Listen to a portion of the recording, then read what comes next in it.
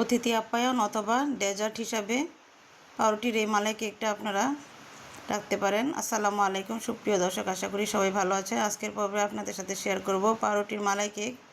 তাহলে চলুন আমরা মূল রেসিপিতে চলে যাই। পাউরুটির মালাই কেক তৈরি করার জন্য আমি এখানে 10 পিস পাউরুটি নিয়েছি।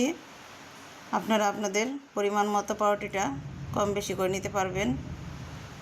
এখানে আমি চুলায় একটা ফ্রাই প্যান বসিয়ে হাফ কাপ চিনি দিয়ে দিচ্ছি। চুলার জালটা অন করে দিচ্ছি আর চিনিটাকে আমি ক্যারামেল বানিয়ে নিচ্ছি।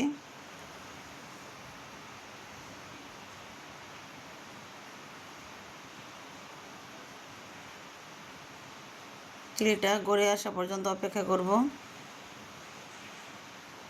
চিনি যখন গলে আসবে তখন অনবরত নেড়েচে দিতে হবে, তা না হলে সাইড থেকে একটু কালার বেশি চলে আসবে।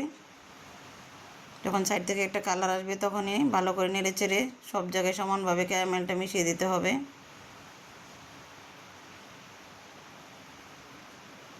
ক্যারামেলের জন্য যখন একটা সুন্দর কালার চলে আসবে তখন আমি এখানে দুধটা অ্যাড করে দিচ্ছি। আমি এখানে 1 লিটার দুধ দিচ্ছি।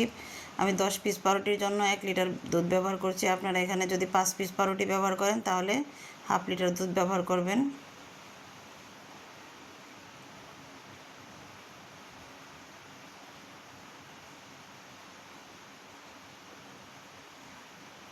ক্যারামেলটা প্রথম অবস্থায় দলা পেকে থাকবে, এতে করে ভয় পাওয়ার কোনো কারণ নেই। আস্তে আস্তে দুধ যখন গরম হয়ে যাবে তখনই ক্যারামেলটা দুধের সাথে মিশে যাবে। আমার ক্যারামেলটা দুধের সাথে মিশে গেছে, আর কিছুটা আছে, আমি এখন ভালো করে মিশিয়ে দিচ্ছি।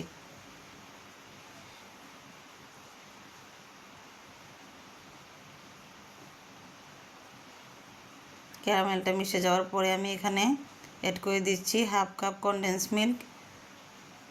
আপনারা চাইলে এখানে চিনিটাও ব্যবহার করতে পারবেন, তবে মালাইয়ে কনডেন্স মিল্ক ব্যবহার করলে মালাইটা একটু ক্রিমি হয় এবং খেতেও বেশ ভালো লাগে। তাই আপনারা এখানে কনডেন্স মিল্কটা ব্যবহার করার চেষ্টা করবেন। কনডেন্স মিল্কটা ভালো করে দুধের সাথে মিশিয়ে দিয়ে চুলা থেকে আমি মালাইটা নামিয়ে নিচ্ছি, আর সাথে সাথে গরম অবস্থায় আমি পাউরুটির উপর দিয়ে দিচ্ছি। এতে করে পাউরুটিটা খুব তাড়াতাড়ি ভিজে যাবে। আপনারা পাউরুটির সাইডের ব্রাউন অংশগুলো কেটে বাদ দিতে পারবেন, তবে আমি বাদ দিচ্ছি না, কারণ ব্রাউন অংশগুলো সহই পাউরুটিটা নরম হয়ে যায়।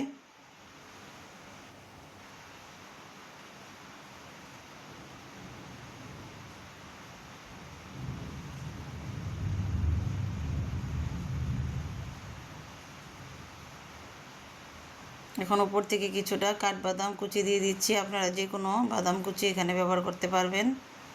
প্রথমে আমি এটাকে ঠান্ডা করে নিব, তারপর নর্মাল ফ্রিজে 1 ঘন্টার জন্য রেখে দিব। এটা গরম গরম পরিবেশন করলে ভালো লাগবে না। যে কোনো ডেজার্ট আইটেম ঠান্ডা হলে খেতে বেশ ভালো লাগে।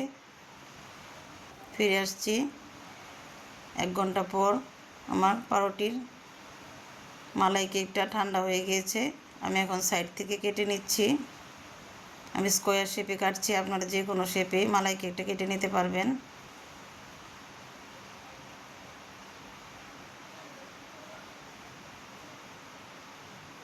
সাইডের অংশগুলো দেখে মনে হচ্ছে যেন ভিজে নাই, কিন্তু না, আসলে সাইডের অংশগুলো সহই খুব ভালোভাবে ভিজেছে এবং নরম হয়েছে।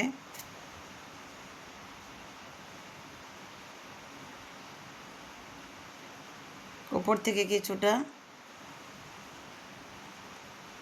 মালাইও দিয়ে দিতে হবে। আর এটা ঠান্ডা খেতেই খুব ভালো লাগবে। আপনারা বাসায় অবশ্যই ট্রাই করবেন। যদি রেসিপিটি ভালো লাগে তাহলে অবশ্যই আমার চ্যানেলটি সাবস্ক্রাইব করবেন আর বেল আইকন বাটনটি প্রেস করে রাখবেন, যাতে করে পরবর্তীতে ভিডিও আপলোড দিলে আপনাদের কাছে নোটিফিকেশন চলে যায়। আবার নতুন কোনো রেসিপি নিয়ে আপনাদের সামনে হাজির হব। সেই পর্যন্ত সবাই ভালো থাকবেন, সুস্থ থাকবেন। আল্লাহ হাফেজ।